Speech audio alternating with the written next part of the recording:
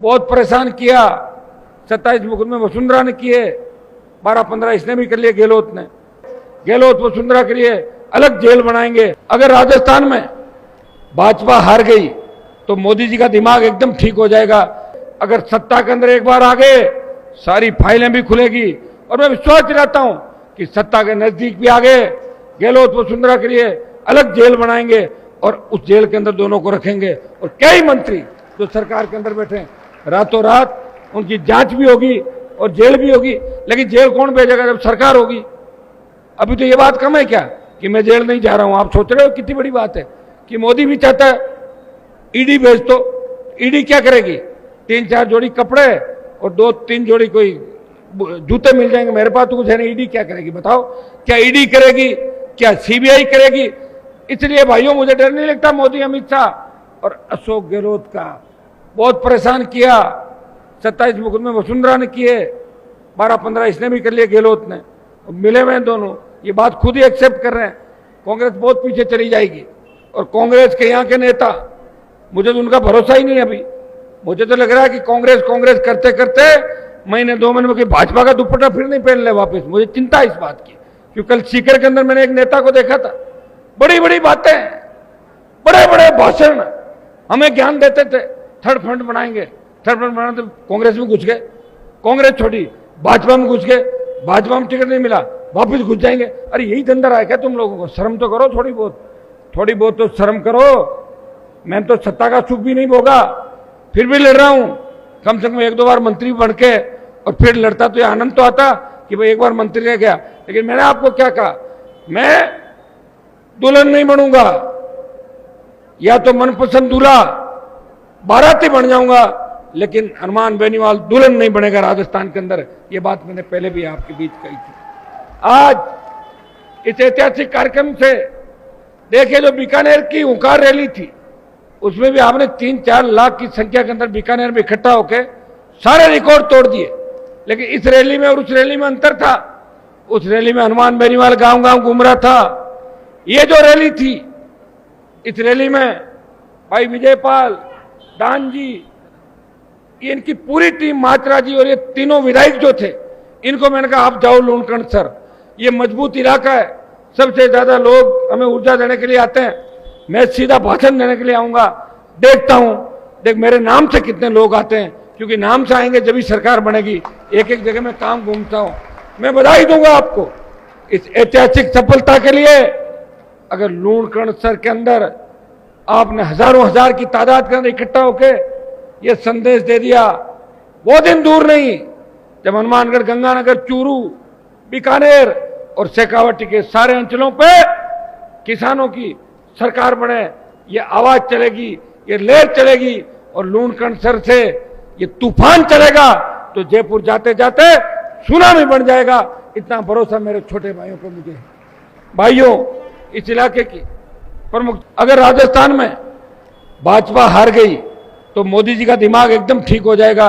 इसलिए अभी से तैयारी कर लो कि राजस्थान में भारतीय जनता पार्टी को रोकना है। ये घर बैठे सत्ता में आना चाहते हैं, ये वो लोग हैं जो मैं चूसते हैं, जिन्होंने किसानों के खून को चूस के इस भारतीय जनता पार्टी को आगे बढ़ाया। ये कभी हमारे सगे नहीं हो सकते। जो किसान कौम के नाम से चिढ़ते हैं, उन लोगों पे कभी भरोसा मत करना। भाइयों, कांग्रेस भी वो कांग्रेस नहीं रही जहां 5-5 मिनिस्टर हमारे हुआ करते थे दिल्ली के अंदर। आज दुर्भाग्य से देखिए, इस भारतीय जनता पार्टी की सरकार के अंदर हमारा एक कैबिनेट मिनिस्टर नहीं है, 2 स्टेट मंत्री है, उनके पास तो फाइल ही नहीं जाती। वो तो दुखी रहते हैं। मैं कहता हूं कोई काम है क्या आपके पास? बोले कोई काम नहीं, आप आओ तो चाय पिला देंगे और नाश्ता करा देंगे, ये काम है हमारे पास। ये तो कहीं होटल भी कर लेंगे, फिर वहां जाने के काम सीखता। तो यह हालात हमारी है और इसके लिए जिम्मेदार कौन है? अपन है। वोट के समय याद नहीं रखते और वोट जाने के बाद कहते हो कोई टोल नाके में टोल वाला रोक लेगा, कोई कहीं बदमाशी कर लेगा, कभी बिजली से ढीले तारों से मौत हो जाएगी, कोई क्रिमिनल गोली चला के मार देगा, कोई भ्रष्टाचारी शोषण कर लेगा। तो इन सब का एक इलाज है कि खुद की सरकार बनाओ। मारवाड़ की 43 सीटें बीकानेर लगा जाता है। मारवाड़ है नागौर, जोधपुर, बाड़मेर, जैसलमेर, पाली, जालोर, सिरोही। मारवाड़ की 43 सीटों में भाइयों इस बार तूफान चलेगा, सुनामी चलेगी। और आरएलपी 43 में से 35 सीटों पे सीधी फाइट में रहेगी, नंबर 1 और नंबर 2 पे। बीकानेर के अंदर आप मन बना लो, हनुमानगढ़ गंगानगर में मन बना लो, चूरू का मन तो बना हुआ है, सरदार शहर में इन्होंने संकेत दे दिया, सीकर में पिछली बार मन बन गया था, नीम का थाना और सीकर में 33,000 वोट हमने लिए।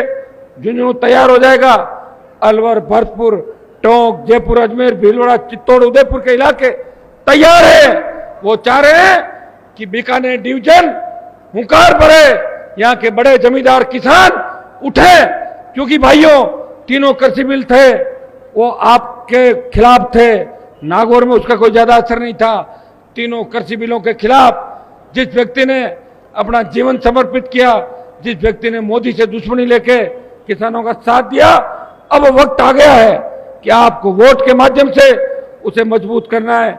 अगर मैं मजबूत होऊंगा, आरएलपी मजबूत होगी, तो किसान कौम मजबूत होगी, जवान मजबूत होगा, फिर किसी किसान को कर्जे के बोझ के तले आत्महत्या नहीं करनी पड़ेगी, देखो बेरोजगार से तंग आके आत्महत्या नहीं करनी पड़ेगी, किसी किसान के बेटे के सीने पे कोई भी बाहुबली अपराधी गोली नहीं चला पाएगा।